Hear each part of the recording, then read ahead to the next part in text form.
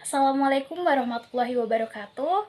Perkenalkan, nama saya Fatika Amalia Rahmawati dengan NIM 21020161550. Di sini saya akan menjelaskan mengenai pengelolaan limbah B3. Sebelumnya, apa sih yang dimaksud dengan limbah? Limbah adalah suatu bahan sisa yang dihasilkan dari suatu kegiatan dan proses produksi baik dalam skala rumah tangga, industri, hingga pertambangan. Bentuk-bentuk dari limbah ini dapat berupa gas, debu, cair, hingga padat. Di antara berbagai jenis limbah, ada yang bersifat beracun dan berbahaya atau lebih kita kenal dengan sebutan limbah B3, limbah bahan berbahaya dan beracun. Suatu limbah dapat digolongkan sebagai limbah B3 bila mengandung bahan berbahaya dan beracun yang dari segi sifat dan konsentrasinya, baik secara langsung maupun tidak langsung, dapat merusak atau mencemari lingkungan dan dapat membahayakan kesehatan manusia. Limbah B3 memiliki karakteristik mudah meledak, mudah terbakar, bersifat beracun, bersifat reaktif, menyebabkan infeksi, dan bersifat korosif. Mengingat sifatnya yang berbahaya, limbah B3 memerlukan pengelolaan secara khusus.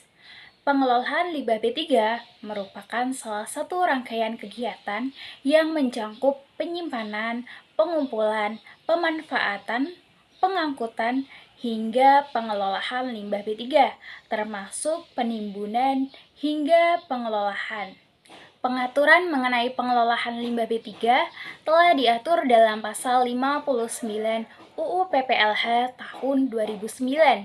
Pengelolaan limbah B3 merupakan rangkaian kegiatan yang mencakup pengurangan, penyimpanan, pengumpulan, pengangkutan, pemanfaatan, dan pengelolaan termasuk penimbunan limbah B3. Limbah B3 dihasilkan dari berbagai kegiatan industri, seperti dari industri kimia, contohnya limbah produksi bahan kimia, pupuk, pestisida, dan obat-obatan.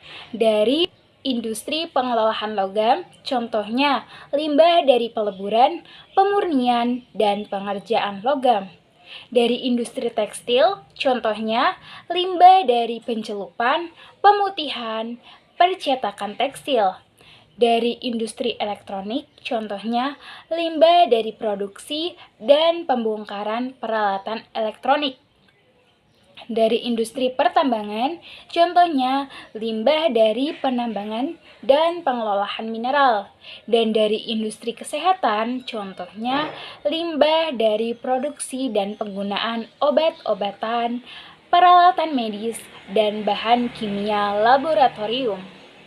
Pengelolaan limbah B3 dapat dilakukan dengan cara termal, stabilisasi, solidifikasi secara fisika, kimia, maupun biologi dengan cara menggunakan teknologi yang bersih atau ramah lingkungan. Proses pengelolaan limbah B3 secara kimia yang umum dilakukan diantaranya proses stabilisasi atau solidifikasi.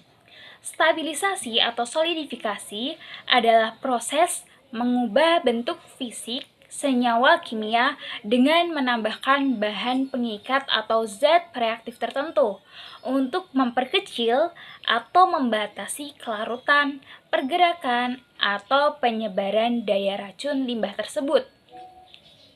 Definisi stabilisasi sendiri adalah proses percampuran limbah dengan bahan tambahan dengan tujuan menurunkan laju migrasi bahan pencemaran dari limbah, serta untuk mengurangi toksisitas limbah tersebut.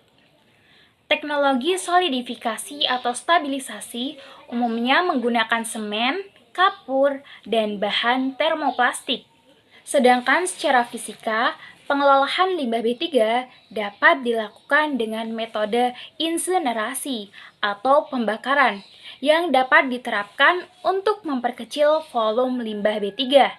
Namun, saat melakukan pembakaran, perlu dilakukan pengendalian agar gas beracun hasil pembakaran tidak mencemari lingkungan. Pengelolaan secara insinerasi bertujuan untuk menghancurkan senyawa B3 yang terkandung di dalamnya menjadi senyawa yang tidak mengandung B3 lagi. Insinerator adalah alat yang diperlukan untuk membakar sampah padat, terutama untuk mengolah limbah B3 yang perlu syarat teknis pengelolaan dan hasil olahan yang sangat ketat. Ukuran, desain, dan spesifikasi insinerator yang digunakan disesuaikan dengan karakteristik dan jumlah limbah yang akan diolah. Insinerator dilengkapi dengan alat pencegahan pencemaran udara untuk memenuhi standar emisi. Sedangkan dengan cara biologi dapat dilakukan dengan proses bioremediasi dan fitoremediasi. Bioremediasi adalah penggunaan bakteri dan mikroorganisme untuk mendegradasi atau mengurangi limbah B3.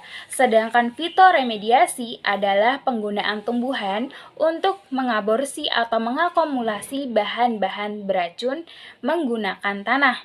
Kedua proses ini sangat bermanfaat dalam mengatasi pencemaran oleh limbah B3 dan biaya yang diperlukan pun lebih murah dibanding dengan metode kimia ataupun fisika. Namun, proses ini juga masih memiliki kelemahan. Proses bioremediasi dan fitoremediasi merupakan proses alami, sehingga membutuhkan waktu yang relatif lama untuk membersihkan limbah B3, terutama dalam skala yang besar.